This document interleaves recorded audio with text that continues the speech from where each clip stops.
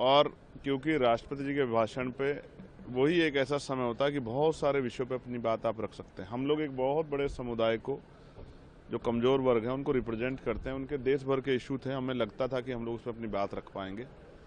सदन नहीं चला क्योंकि सत्ता जो है वो सुनना नहीं चाहती आलोचनाओं को। और मैं इस बात को जान चुका हूं कि जब तक सत्ता नहीं चाहेगी सदन नहीं चलेगा। मैंने तो यही प्राइम मिनिस्टर जो हैं हमारे, उनको 1.25 घंटे भाषण करते देखा जब पूरा विपक्ष उनके खिलाफ नारेबाजी कर रहा था। यानी कि अगर सदन चलाना हो, इसी हल्ले में जो है तमाम बिल पास हुए, ये किसी छिपा हुआ नहीं है।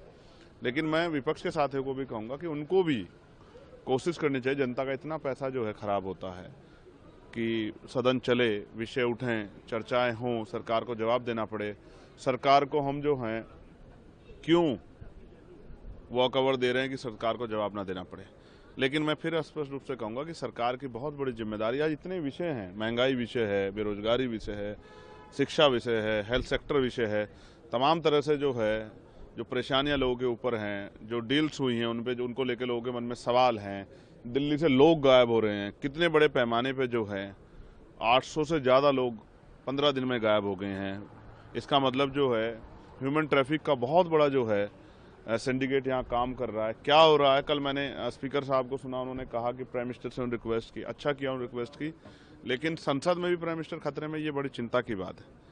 अगर ऐसा हो रहा है तो फिर तो मैं समझता हूँ देश सुरक्षित हाथों में नहीं है। जब प्राइम मिनिस्टर हमारे सुरक्षित नहीं है और वो संसद के अंदर सुरक्षित नहीं, तो बड़ा चिंताजनक है। ये वास्तविकता में जो रिक्वेस्ट की जा रही है, क्या वास्तविकता में रिक्वेस्ट है या ये राजनीतिक जो है स्टंट है? इन सब चीज़ों को समझते मैं कहूँगा कि सत्ता और विपक्ष दोनों सहमति बना के सदन चलने दें। और आपको नहीं चलाना तो आप सब लोग वॉक ओवर कर जाओ, हमें अपनी बात कहने का मौका मिलना चाहिए। नगीना के क्षेत्र में बहुत सारी समस्या, हमें उन पर बात रखनी है और सरकार से जवाब मांगना है। कल मेरा क्वेश्चन लगा था 6 नंबर पे, लेकिन सदन नहीं चला क्योंकि स्पीकर सर ने ख़त्म कर दिया था, तो मैं अपनी बात नहीं रख पाया। मुझे बड़ी तकलीफ है कि हम लोग ये विषय नहीं उठा पा रहे हैं।